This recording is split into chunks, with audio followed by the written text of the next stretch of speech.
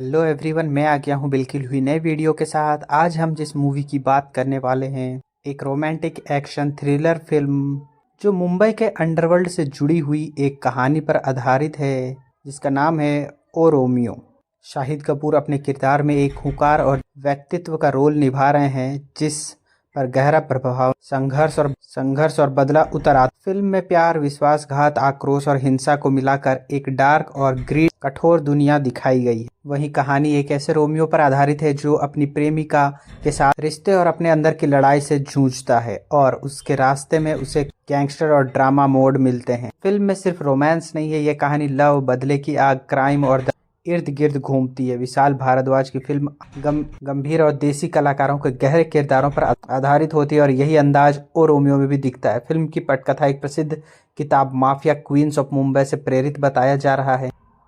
कुछ दर्शकों फिल्म की एक्शन और भावनात्मक गहराई की तारीफ की है, खासकर शाहिद कपूर और तृप्ति के अभिनय को। वहीं कुछ ने कहा है कि कहानी धीमी चलती है और उम्मीद के अनुरूप रोमांस नहीं मिला। सो अगर आपने अभी तक ये मूवी नहीं देखी है तो चिंता करने की कोई आवश्यकता नहीं, क्योंकि मैं आ गया हूँ पूरी मूवी का एक्सप्लेनेशन करने, ताकि आप घर बैठे मूवी का एंजॉय ले सकें। तो चलिए शुरू करते हैं बिना किसी देरी के with one and only CS सिनेपिक पे। कहानी की शुरुआत में ही हमें शाहिद कपूर दिखाते हैं, जो उस तरह का रोल प्ले कर रहे हैं जो एक सुपारी किलर है। उस तरह का रोल कुछ इस तरह है कि वो जितना बाहर से शांत दिखता है, अंदर से उतना ही खतरनाक है। उसके लिए किसी की जान लेना कोई बड़ी बात नहीं है। वो अपने घर में बैठकर गिटार बजा रहा होता है, जैसे उसकी ज़िंदगी में कोई परेशानी ही ना हो। तभी उसका साथी छोटू उसके पास आता है और बताता है कि खान का फ़ोन आया है। खान एक इंटेलिजेंस ऑफिसर है, जिसने कई साल पहले उसे तरह से जान बचाई थी, उस तरह की, इसलिए उस तरह कभी भी उसकी बात को टाल नहीं सकता। वही खान उसे तुरंत मिलने के लिए उस तरह पहले जाने से बचने की कोशिश करता है। खान उसे याद दिलाता है कि उसने उसकी जान बचाई थी एक बार, अब उसे उसका काम करना ही पड़ेगा। फोन काटते ही उस तरह को बहुत गुस्सा आता है। वो अपने साथी चिल्लाने लगता है कि खान को कैसे पता चले कि वो घर पर है। तभी उसकी दादी सामने आते हैं और बताती है कि उन्होंने खुद खान को बताया कि उन्हें लगता है कि खान उसका भला चाहता है। उस तरह अपनी दादी की बात मानकर उससे मिलने चला जाता है। वहां पहुंचने पर खान उसे एक काम देता है, उसे जलाल के एक खास आदमी को मारना है। जलाल का नाम सुनते ही उस तरह के चेहरे का रंग बदल जाता है। यह नाम उसके पुराने जख्मों से जुड़ा हुआ है, लेकिन वह बिना ज्यादा सवाल किए उस काम के लिए तैयार हो जाता है। उस तरह सीधे उस जगह पहुंच जाता है जहां उसका टारगेट बैठा होता है। वो अचानक गोलियां चलाने लगती है और कुछ ही मिनटों में सब खत्म हो जाता है। उस तरह अपनी काम पूरा कर देता है, लेकिन इस दौरान उसकी जान भी खतरे में पड़ जाती है। बहुत से लोग उस पर हमला कर देते हैं, तभी खान आकर उसकी जान बचा लेता है। अब उस तरह चुपचाप वहां से वापस लौट आता है, और घर पहुंचने के बाद उसे वहां एक लड़की दिखाई देती है जो दरवाजे के पास खड़ी होती है। वो लड़की बहुत शांत है, लेकिन उसकी आंखों में एक ऐसा दर्द है जो साफ दिखाई देता है। उसका नाम अफसा है। वो उस तरह के पास आती है, उसे एक आदमी को सुपारी देती है। उस तरह पहले इस बात पर हंसने लगता है, उसे लगता है कि कोई मजाक है, लेकिन जब अफसा जलाल का नाम लेती है तो वो चौंक जाती है। उस तरह उससे पूछता है कि उसका पता कैसे चला। अफसा बताती है कि उसे एक चाची की दुकान से उसके बारे में पता चला। उस तरह उसे समझाने की कोशिश करता है कि वह जिन लोगों से दुश्मनी लेने की बात कर, वे बहुत ताकतवर हैं, जिनसे लड़ना आसान नहीं है। फिर वो उससे पूछता है कि बदले में उसे क्या। अफसा कुछ देर चुप रहती है, फिर धीरे से कहती है कि वो चाहेगा वो करने की तैयार है। ये सुनकर वहां मौजूद सभी लोग चुप हो जाते हैं। उस तरह को समझ आ जाता है कि ये लड़की बहुत टूट चुकी है। वो उसे समझाता है कि वो इस रास्ते पर ना जाए, लेकिन अफसा कुछ नहीं बोलती और वो वहां से चली जाती है। उस रात अफसा अपने घर जाकर खुद को खत्म करने की कोशिश करती है, लेकिन तभी उसके दिमाग में अपने पति की यादें आने लगती है। वो एक समय बहुत खुश थी, उसे महबूब नाम के एक लड़के से प्यार था। दोनों ने शादी भी कर ली थी, लेकिन उनकी जिंदगी ज्यादा समय तक खुश नहीं रहे। महबूब जल्दी पैसे कमाने के चक्कर में गलत लोगों के साथ काम करने लगा। उसने सोचा कि वो जल्दी पैसे कमा लेगा और अपनी पत्नी को अच्छी जिंदगी देगा, लेकिन उसे नहीं पता था कि वो किस जाल में फंस चुका है। एक दिन जब उसने यह काम छोड़ने का फैसला किया, उसी दिन उसकी बेरहमी से हत्या कर दी गई। कोर्ट में केस चला, लेकिन वहां से भी सच्चाई सामने नहीं आई। महबूबा को ही गलत साबित कर दिया गया और उसकी मौत को सही बता दिया गया। उसी दिन अफसास के अंदर कुछ टूट गया, और फिर उसी दिन उसने फैसला किया कि वो अपने सभी लोगों से बदला लेगी और जिनकी उसने जिंदगी बर्बाद की है, अब उसके पास जीने की सिर्फ एक ही वजह थी, और वो सिर्फ बदला।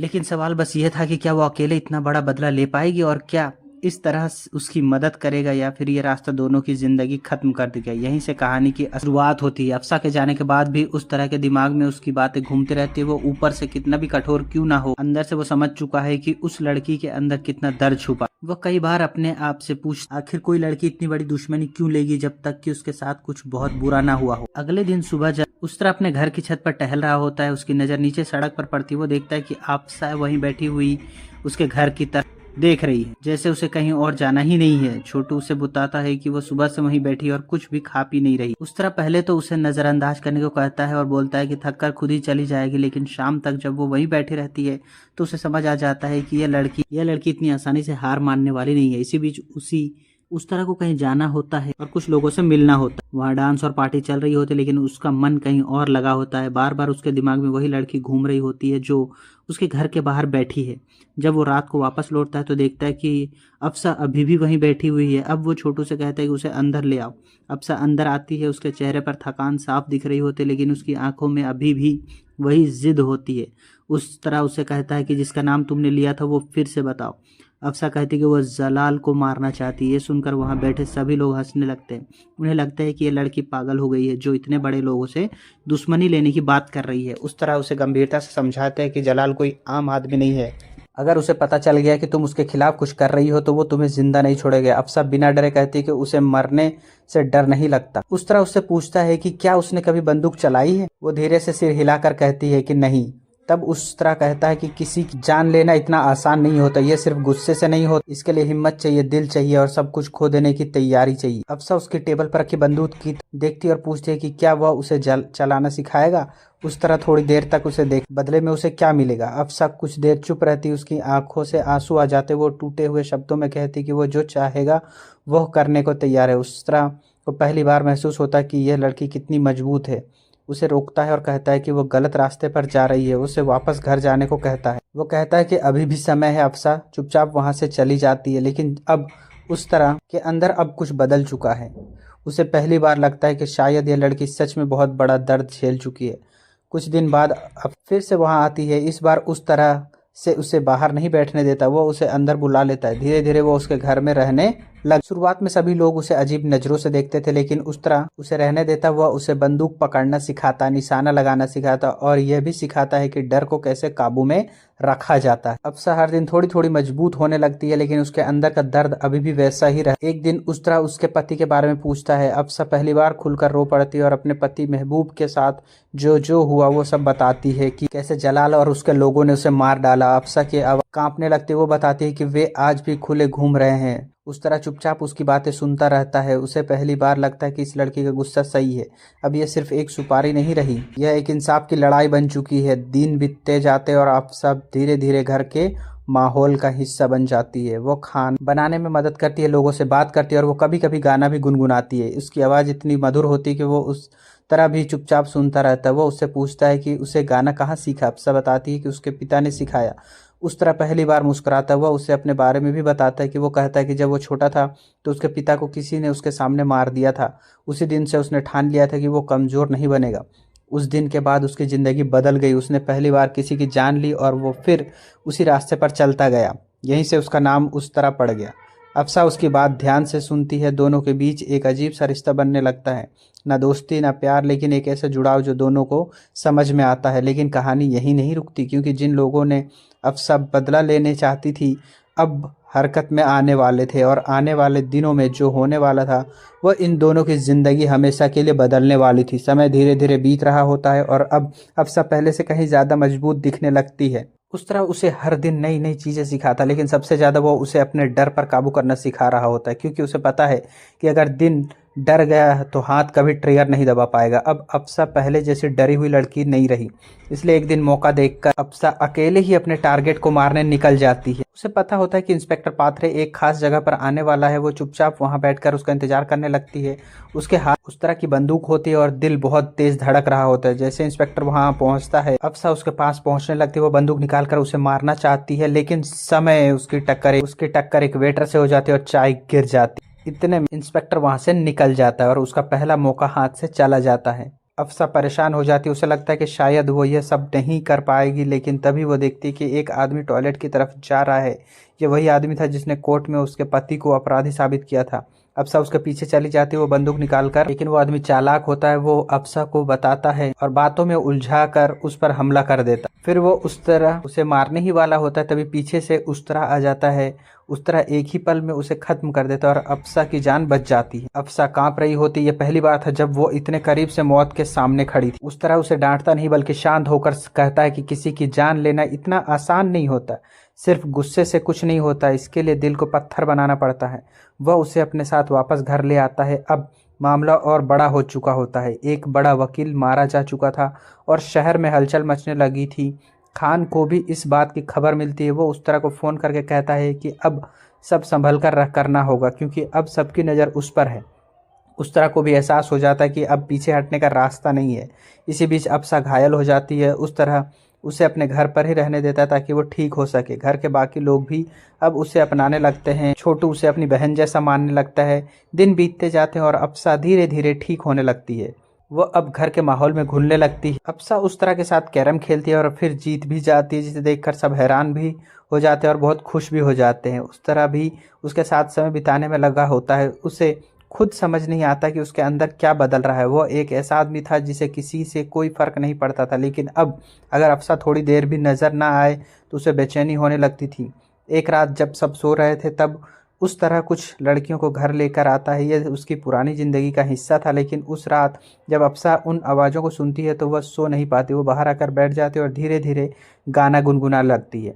उसकी आवाज़ सुनकर उस तरह नीचे आ जाता है। वो उससे पूछता है कि वो इतनी अच्छी तरह गाना कैसे गा लेती है। अफसा उससे बताती है कि संगीत ही उसकी ज़िंदगी था, क्योंकि उसने बचपन से ही यही सीखा था।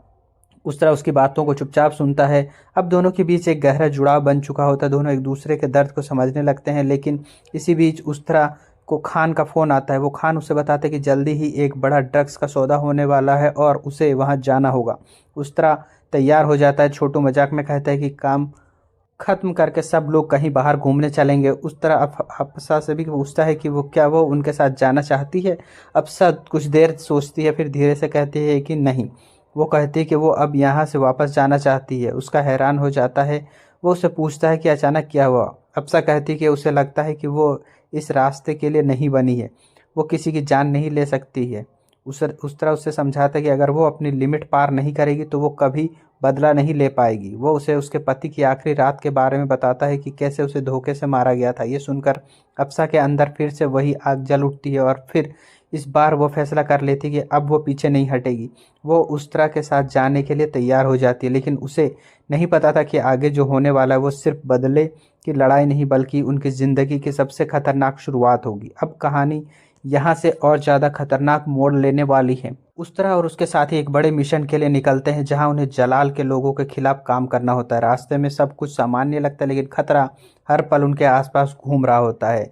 वो लोग अपने रास्ते पर आगे बढ़ रहे होते हैं। अचानक उन पर हमला हो जाता है। जलाल के लोगों को शायद पहले से खबर मिल चुकी है। चारों तरफ गोलियां चलने लगती है। उस तरह के कई साथी घायल हो जाते हैं और कुछ वहीं मारे भी जाते हैं।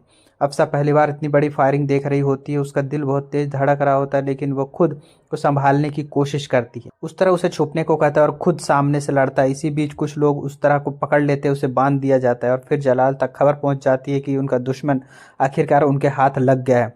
जलाल बहुत समय से इसी पल का इंतजार कर रहा होता है। वो गुस्से में कहता है कि आज वो उस तरह को ऐसी मौत देगा जिसे वो कभी भूल नहीं पाएगा। लेकिन उधर अफसा हार नहीं मानती। वो छिपते छिपाते वहां पहुंचती है जहां उस तरह को कैद करके रखा गया। वो हिम्मत जुटाकर फायरिंग करती है और किसी तरह उस तरह को छुड़ा लेती है, लेकिन दोनों मुश्किल से वहां से बचकर निकलते हैं। इस लड़ाई में उस तरह के कई साथी मारे जा चुके होते हैं। यह देखकर अफसा को बहुत बुरा लगता है। उसे लगता है कि उसकी वजह से इतने लोग मारे गए। उसे यह भी महसूस होने लगता है कि वह उस तरह के और करीब आ चुकी है। वो उससे दूरी रहना चाहती है, क्योंकि उसे डर है कि कहीं उसकी वजह से उस तरह की जान भी खतरे में न पड़ जाए। एक रात जब सब सो रहे हैं, अफसा चुपचाप वहां से निकल जाती है बिना किसी को बताए। जब सुबह और उन्हें पता चलता है कि अफसा वहां नहीं है तो वो बेचैन हो जाता है। वो छोटू से पूछता है कि लेकिन किसी को कुछ पता नहीं होता। उस तरह हर जगह ढूंढने लगता है। दूसरी तरफ अफसा ने एक बड़ा फैसला ले लिया होता है कि वो अपनी पहचान छुपाकर इंस्पेक्टर पात्रे के करीब पहुंचने की कोशिश करने की। उसे पता होता है कि अगर उसे जलाल तक पहुंचना है तो पहले उसके आसपास के लोगों को ख़त्म करना होगा। वो अपना नाम और पहचान बदलकर इंस्पेक्टर की ज़िंदगी में जगह बना लेती है। धीरे धीरे वो उसके भरोसे में आ जाती है।